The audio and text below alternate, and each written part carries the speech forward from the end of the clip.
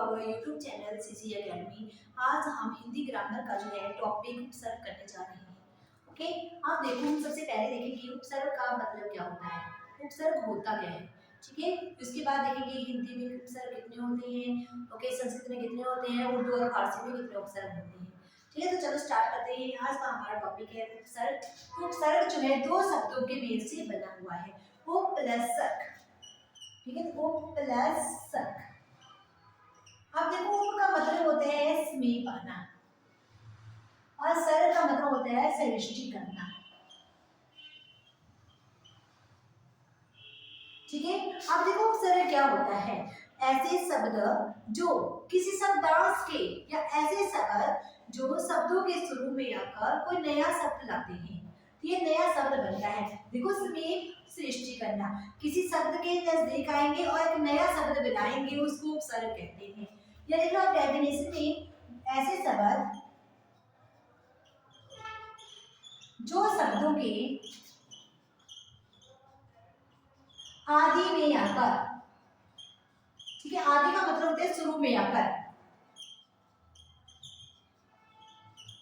ठीक है, नया शब्द बनाते हैं। ठीक है, ऐसे शब्द या शब्दांश, ये भी लिख सकते हैं।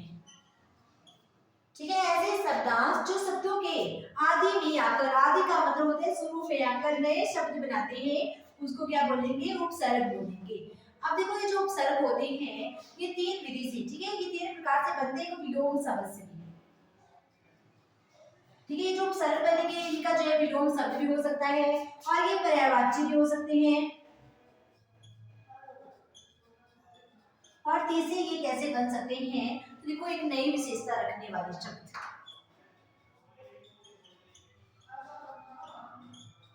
ठीक है, तो ये भी आप लोगों ने ध्यान रखना, उपसर्गों से जो है प्रत्यय, जब हम कोई शब्दांश जोड़ेंगे शुरू में तो उससे विलोम शब्द बन सकते हैं।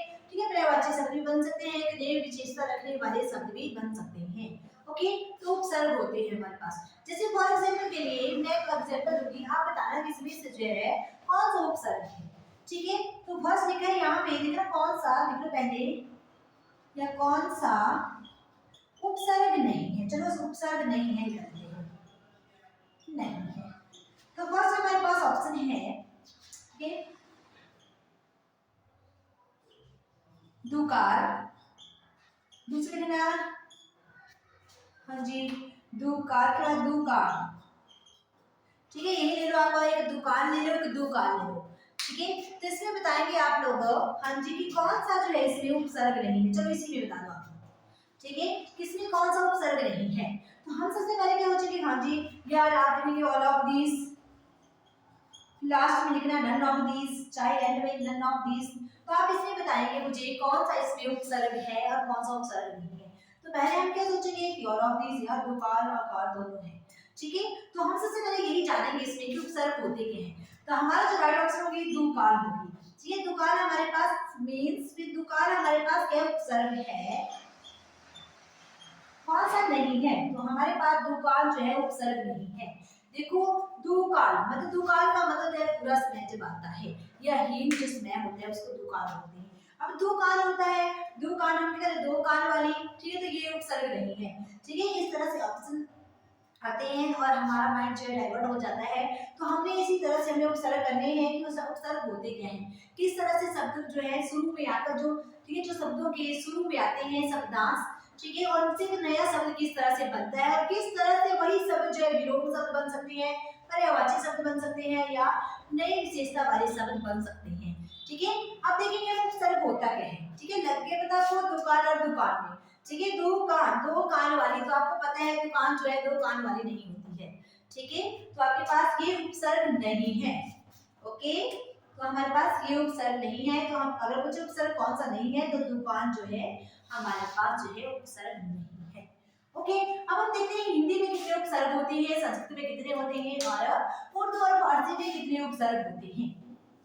ओके जी, तो फर्स्ट ऑफ ऑल हम देखेंगे हिंदी में जो उपसर्ग होते हैं,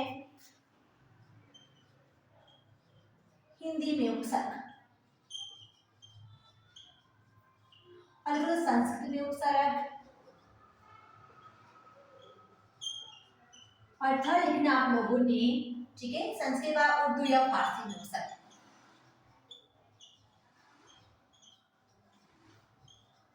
ठीक है जी, ठीक है, हिंदी में उपसर्ग, ठीक है, और संस्कृत में उपसर्ग। अब देखो हिंदी में जो उपसर्ग होती है वो 13 संख्या होती है उपसर्गों की। ओके, अब देखो आप संस्कृत में उपसर्ग जो होते हैं वो 22 होते हैं। अब जो हमारे पास उर्दू या फारसी में जो उपसर्ग होते हैं वो होते हैं 19, ठीक है, 19 होते हैं। अब देखो आप जो हिंदी होती है वो संस्कृत में, ठीक है, जो संस्कृत होती है हमारी उसको जो है हिंदी की आधी जननी कहा जाता है। तो पता है हिंदी में ज्यादातर जो उपसर्ग आते हैं वो संस्कृत की तरह आपको पता लग जाएगा किस तरह से यूज होंगे। ओके, देखो आपके पास फिर से बोल देती हूँ, यहाँ से क्वेश्चन बन सकता है कि हिंदी में उपसर्गों की कितनी संख्या है, ठीक है, संस्कृत में कितनी होती है और आपके पास उर्दू में या फारसी में उपसर्गों की कितनी संख्या होती है। अब हम देखेंगे, जैसे कि मैंने बोला, ठीक है, ये हमारे पास ऐसे ही था। अब देखेंगे हम उपसर्ग किस तरह से जो है शब्दों के शुरू में आकर किस तरह से एक नया शब्द बनाते हैं। ओके, तब देखो शब्दांश और देखो शब्दांश प्लस शब्द इस जगह तो नया शब्द लिख लो आप, नए शब्द जो भी लिखना है या विलोम वाले शब्द जो भी लिखने आप लोगों ने लिख सकते हैं आप लोग। अब देखो शब्दांश, शब्दांश जैसे हमारे पास नया शब्द बन गया असत्य, असत्य बना, तो असत्य में देखेंगे हमारे पास शब्दांश क्या होता है, शब्द कौन सा है।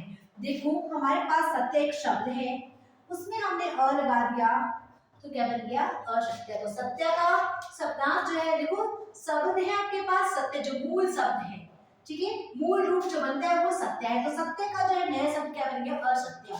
सत्य होता है, देखो अ का मतलब नहीं है, ठीक है, निषेध बन का आता है, ये नहीं है, जो सत्य नहीं बोलता है, जो सत्य नहीं है वो असत्य होता है, ठीक है। तो ये हमारे पास क्या है उपसर्ग है।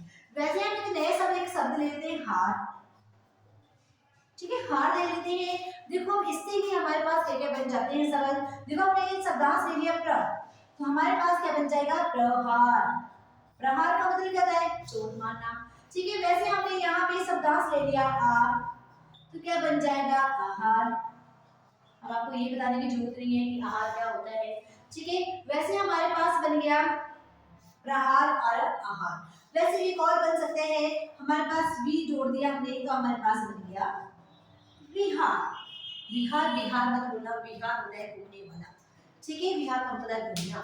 ओके, तो इस तरह से हमने शब्द क्या लिया एक लिया, लेकिन उसी में जो है क्या जोड़ दिए बहुत सारे शब्दांश, शब्दों के शुरू में जो है जो भी जोड़ा हमने, ठीक है, जो भी उपसर्ग जोड़ा उपसर्ग होता है जो शब्दों के शुरू में लगता है, ठीक है। जैसे ये शब्द होना चाहिए प्रॉपर, ठीक है, जो शब्दों के शुरू में तो लगता है, लेकिन जैसे ही हम कोई भी, ठीक है, शब्दों के शुरू में जोड़ते हैं और एक नया शब्द बन जाता है, उसी को हम क्या बोलेंगे उपसर्ग बोलेंगे। लेकिन ध्यान ये रखना आप लोगों ने कि जो उपसर्ग होते हैं वो शब्दों के शुरू में तो लगते हैं, लेकिन जब वो लग जाते हैं क्योंकि प्रॉपर शब्द होना चाहिए, ठीक है, जो जिस शब्द के साथ आप लोगों ने उपसर्ग जोड़ना है वो एक प्रॉपर शब्द होना चाहिए खुद ही, ठीक है। तो उसके साथ शब्द जुड़ गया हमारे पास और एक शब्दांश और जोड़ दिए तो असत्य भी क्या बन गया हमारे पास नया शब्द बन गया, जैसे ही हमारे पास ये रहते हैं। ओके, तो ये उपसर्ग है हमारे पास। जैसे हम और एग्जांपल देख लेते हैं जो आते हैं, ठीक है। ओके, तो आप लोगों ने ये भी ध्यान रखना हिंदी में कितने होते हैं, संस्कृत में कितने होते हैं और उर्दू और फारसी में कितने उपसर्ग होते हैं। वैसे हमारे पास है अत्यंत, ठीक है। अब हम इसे बोलते हैं कि हाँ जी इसमें जो है कौन सा उपसर्ग है। आप लोगों ने संधि देख ली है, ठीक है। अब हम देखेंगे, ठीक है, किस तरह से इसमें कौन सा जो है, पहले आप देखो भाई कौन सी संधि है। अगर आप लोगों ने संधि अच्छे से करी है तो आप झट से बोलेंगे हाँ जी मैम ये जो है यण संधि है, ठीक है, तो आप झट से बोलेंगे ये यण संधि है हमारे पास। ओके, अब देखो देखो जब हम संधि करेंगे अच्छे से तभी आपको जो है उपसर्ग अच्छे तरीके से समझ आ जाएंगे। ओके, अब देखो अत्यंत है हमारे पास, तो हम क्या करेंगे इसका कि इसमें जो कौन सा उपसर्ग लगा है, तो हम क्या करेंगे अति प्लस अंत, और ये हमारे पास रहती है संधि यण संधि। ओके, अति प्लस अंत, तो अत्यंत, देखो अंत है प्रॉपर शब्द है, ठीक है, इसमें शब्दांश क्या जोड़ दिया अति जोड़ दिया, ये उपसर्ग होता है, ठीक है। ये जो हम ये बसते उपसर्ग जो है ये शब्दांश भी होते हैं, ओके, शब्दों के शुरू में लगते हैं जी, ठीक है। अत्यंत बन गया, अत्यधिक हो गया तो अति प्लस अधिक हो गया, अत्यधिक हो गया। ओके, तो वैसे आप लोगों ने ये उपसर्ग करने हैं और भी एग्जांपल देख लेते हैं हम, जैसे लिखा है, ठीक है, अपयस अनुचर जैसे भी अपयस तो हमारे पास अप प्लस यस, ठीक है, ये भी हमारे पास अब क्या है, तो अब भी हमारे पास जो है उपसर्ग बनता है। ओके, वैसे जो बहुत ही मतलब जैसे संस्कार होता है, बहुत बार का कितनी बार पूछा गया पेपर में कि संस्कार, तो हम इससे पूछे जाते हैं कि संस्कार में जो है कौन सा उपसर्ग लगा है, तो आपने कंफ्यूज नहीं होना है, ये अनुस्वार। ठीक है, और ये जो अनुस्वार होता है इसका बन जाता है माँ। ठीक है, माँ, तो हम इसमें बोलेंगे कि कौन सा उपसर्ग लगा है, तो सम प्लस का। ठीक है, तो हमारे पास संस्कार बन जाएगा, तो हमारे पास बन जाएगा सम जो है एक क्या है उपसर्ग। ठीक है जी, ओके, तो हमारे पास सम क्या है उपसर्ग बनता है, सम प्लस कार करके, ठीक है, संस्कार बन जाता है। वैसे ही हमारे पास एक और देख लेते हैं हम सुगम वगैरह, ठीक है, सुगम, सु प्लस गम, गम क्या है प्रॉपर शब्द है, तो सु हमारे पास क्या बन जाएगा, हमारे पास उपसर्ग बन जाता है। ओके, तो ये भी देख लेते हैं, कुछ और देख लेते हैं जो बहुत ही इंपॉर्टेंट रहता है, वो देख लेते हैं थोड़ा सा। ठीक है, उत्तम, उत्कर्ष, वैसे करके जैसे उत्कर्ष आ जाता है कई बार, उत्कर्ष में कौन सा जो है, कौन सा उपसर्ग लगा है, तो कुछ लिखना होता है इसमें। देखो प्रॉपर आप सिंपल से ज्यादा रटने की जरूरत नहीं है। उपसर्ग में आप लोगों ने देखना क्या है, उपसर्ग में देखना है जो शब्दांश होगा उसके बाद जो शब्द आएगा एक प्रॉपर शब्द होगा। ठीक है, ठीक है, और जब वो जुड़ेगा उसके साथ तब भी वो एक नई विशेषता वाला शब्द होगा, या पर्यायवाची हो सकता है, कोई नई विशेषता वाला शब्द हो सकता है, या साथ में या विलोम शब्द हो सकता है। ओके, तो हमने यही देखना उपसर्ग में जो शब्दों के शुरू में तो लगते ही है, लेकिन प्रॉपर शब्द के साथ जो लगेंगे, ठीक है, लगेगा, लेकिन उसके साथ जब लगेंगे तो एक नई विशेषता वाला शब्द लाएंगे, उसको उपसर्ग कहते हैं। ओके, तो थैंक यू।